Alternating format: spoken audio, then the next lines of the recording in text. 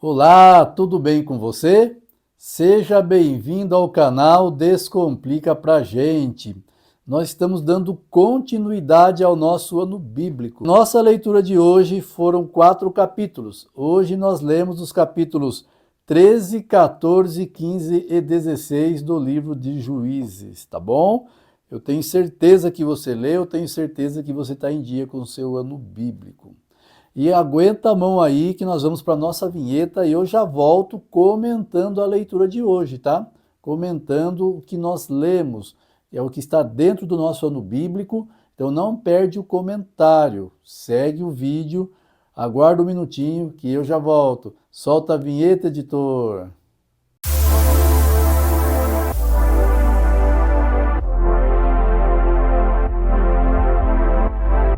Olá, voltamos com o nosso canal Descomplica pra gente.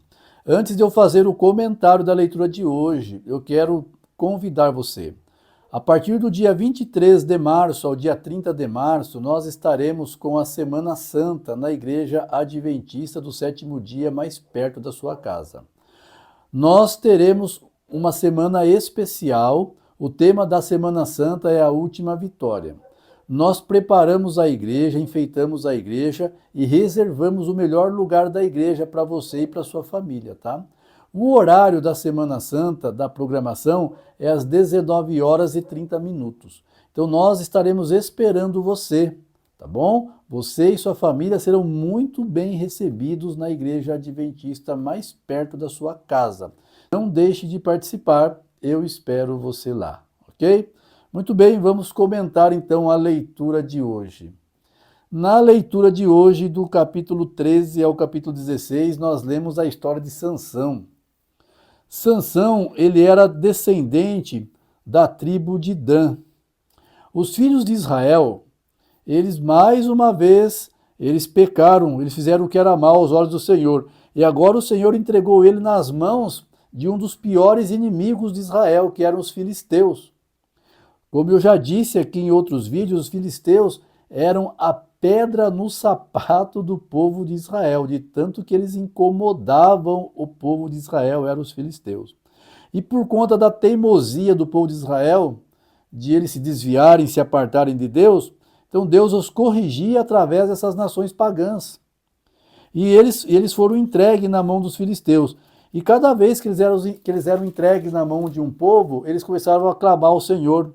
E o Senhor tinha pena deles, o Senhor começava a sentir pena, a sentir dó deles, e o Senhor sempre levantava um juiz, alguém para libertar aquele povo.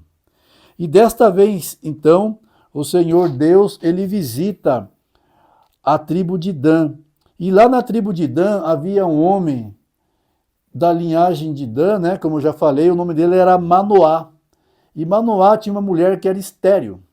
Veja que interessante, eu acho que você já percebeu que ao longo do nosso ano bíblico, nós já lemos aqui umas 3 ou 4 mulheres estéreis, né, na história aqui do ano bíblico.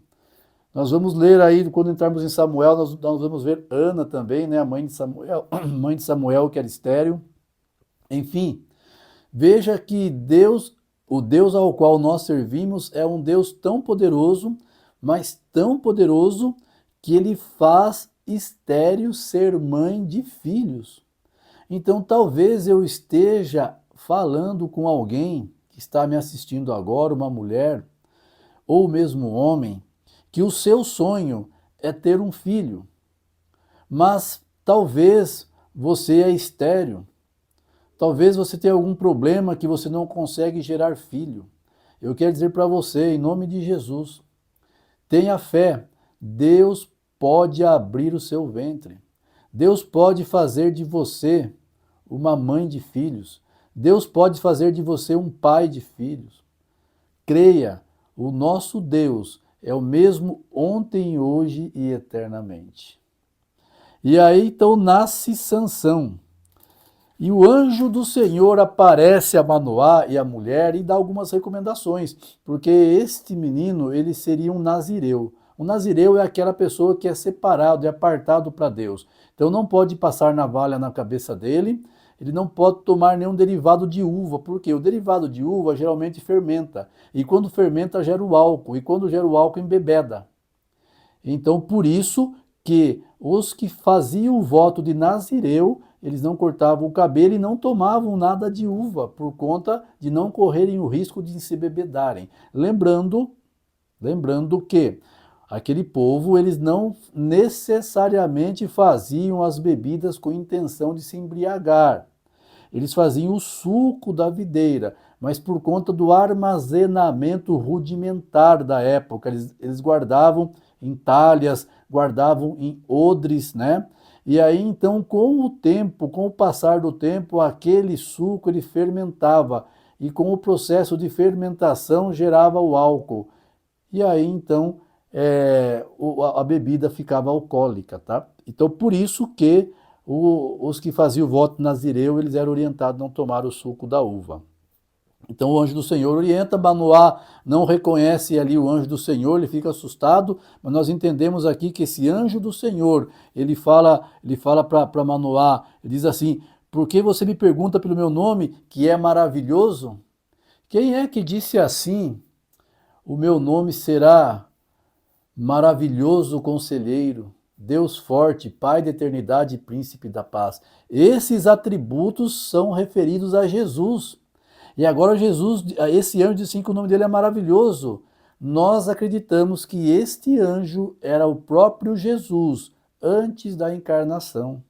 Antes dele vir aqui neste mundo e tomar a forma de um ser humano. Porque 1 João capítulo 1 diz assim que no princípio era o verbo era Deus e o verbo estava com Deus. Então Jesus já existia antes dele vir neste mundo. Então acreditamos que esse anjo do Senhor é Jesus. Agora Sansão, no capítulo 14, ele resolve, já adulto, ele resolve arrumar uma mulher para ele. E veja que interessante, que diz assim, que Sansão, ele viu uma mulher em Tina. E Tina era uma cidade dos filisteus, das filhas dos filisteus. E não era para Sansão arrumar alguém de lá, Sansão tinha que arrumar alguém do povo dele.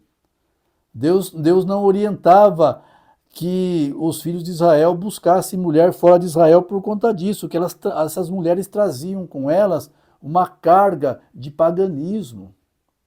Então a orientação de Deus é que eles arrumassem mulher no seu povo. Só que Sansão teimou com Deus e arrumou essa mulher. E aí nós lemos aí durante a história de Sansão, né, que ele era muito forte, ele matou um leão, e ele fez muitos feitos, ele destruiu muitos filisteus com a queixada de um burro. E enfim, a força de Sansão, o Espírito de Deus tomava conta de Sansão, que ele fazia muitas coisas ali. Mas lembrando que a força que ele tinha não era por causa do cabelo. O cabelo era apenas uma fidelidade, um compromisso com Deus. A força de Sansão vinha por conta da atuação do Espírito Santo em Sansão. O Espírito de Deus atuava em Sansão, e aí por conta disso ele tinha aquela força. E o cabelo era apenas uma fidelidade, um símbolo de fidelidade a Deus. Tá? Ele era fiel a Deus por conta disso. Mas não que o cabelo deixava ele forte, né? Era Deus que dava o poder para ele através do Espírito Santo. Muito bem. Mas aí ele conhece uma mulher chamada Dalila. E Dalila, então, ela é o problema na vida dele, né? Ela se vende ali para os filisteus e ela quer porque quer descobrir ali de onde vinha a força de Sansão. Muito embora Sansão tivesse sua força vinda de Deus através do Espírito Santo, e o cabelo era apenas um simbolismo, era um voto que ele fez a Deus, e aí ele acaba revelando para ela da onde era o símbolo da força dele. E ela amarra ele e eles cortam o cabelo dele, e aí aquele símbolo ali, aquele voto que ele havia feito com Deus de Nazireu, então deixa de existir naquele momento. E o Espírito de Deus então se afasta de Sansão, e ele perde a sua força. E olha que terrível, né? Quando a pessoa desobedece a Deus, coisas terríveis acontecem. Sansão tem os olhos dele vazados. Eles furam os olhos de Sansão. Mas no último minuto ali que eles vão fazer uma festa, um louvor, uma adoração para o deus Dagon, no templo de Dagon, e aí levam Sansão ali para divertir eles.